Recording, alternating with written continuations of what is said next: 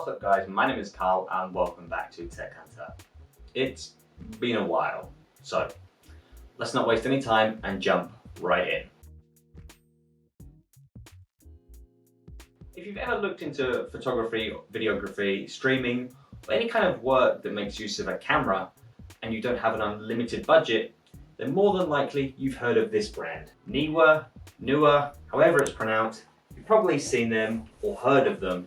And if you look up something on Amazon like a tripod, ring light, ball head, anything camera related, then without doubt, Neewer will probably appear. I'll be honest, they make some really good products for the price points that they target. It's sometimes too hard to justify spending nearly triple the price to get one Neewer lighting product, to get something that looks more or less identical, and I've done that many times. I own 6 or 7 Neewer lights in various sizes, colors, and even ones that offer RGB lighting. Overall, I'm happy with most of them, especially when I consider what I've actually paid for them. But one thing I've always kept an eye on is this. This is the Elgato Key Light. I've been a fan of Elgato products ever since I got my Elgato Game Capture HD nearly 9 years ago in January 2013. Overall though, my history of Elgato products has been positive, with no hardware issues over the years. I find them easy products to recommend. The software isn't always the most reliable, and sometimes devices don't get detected with, say, the 4K 60 Pro or Camlink, and similar thing with this Streamdeck, now and then just doesn't get recognized, but it's usually just a case of unplugging, plugging back in, resetting the software or resetting the PC, and then it usually comes back to life. So not major issues really. As far as like physical hardware you can make use of, I'd say the green screen is probably the main robust large thing I've actually used. It's incredibly well made, easy to use, and even easier to hide away, which is what I liked so much about it in the first place compared to, say, other green screen solutions I'd used or had owned in the past. So before I even open the box and set this thing up, my expectations are already pretty high. So let's cut to the chase, open the box, see what comes inside, and have a quick rundown of the specs of this light.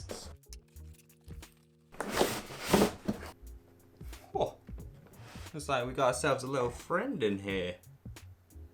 Lovely.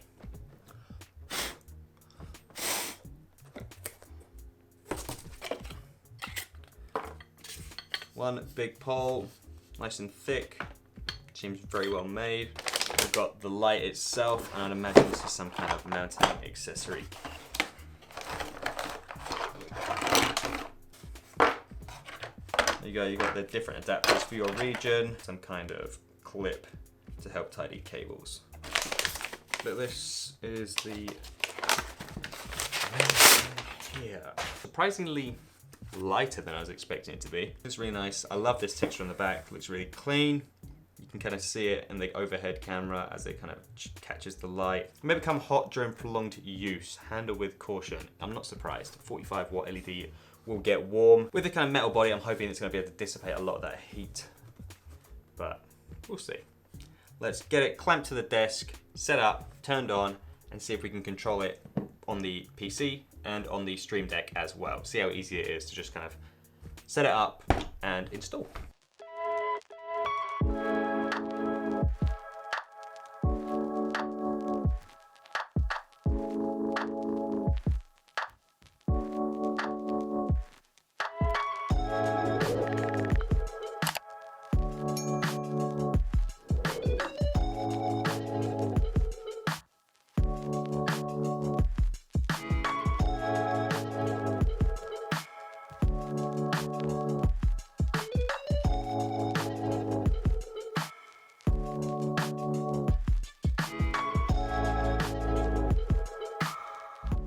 So as you can see, mounting the light is incredibly simple and easy. There's a standard tripod thread on all 4 sides, which you can use to change the position of the light from, say, horizontal to vertical, or to even mount accessories to the light itself if you wish. It also gives you the opportunity to kind of mount it almost anywhere you want because of how thin and light it is, for the amount of light that it outputs as well. The included Master Mount L is strong and robust, though loosening the pole to raise it up or down proved to be incredibly stiff the first time I set it up, so I'm hoping that'll ease off over time. Elgato describes the key light as having a silky smooth opal glass face with guaranteed balanced glare-free diffusion. at the perfect beam angle. And to be honest, I have to agree with them. Compared to my current setup, the LEDs are so well diffused, they're practically impossible to see. And it looks more like a mini LED display than an actual light. Like I said earlier, Elgato software for me usually has some kind of issues when setting up. Initially my PC recognized it and it set up with absolutely no issues. Then after about 5 seconds, it just disconnected and would not reconnect. So after that, I downloaded the Control Center app from the Play Store on my phone and it detected the light instantly. No pairing process, no creating an account, no signing in, nothing needed at all. It just worked. And that is something I really appreciate. It continued to work for me on my phone throughout me troubleshooting it on my PC with no drama whatsoever. And after about 10 minutes of me clicking retry, reconnect, restart Wi-Fi adapter over and over, I got fed up and decided to just reset the light using the included reset button on the back of the light itself. I'm guessing that was some foreshadowing on Elgato's part. They knew this software crap would happen eventually, or they wanted an easy way to pair to different Wi-Fi routers or PCs.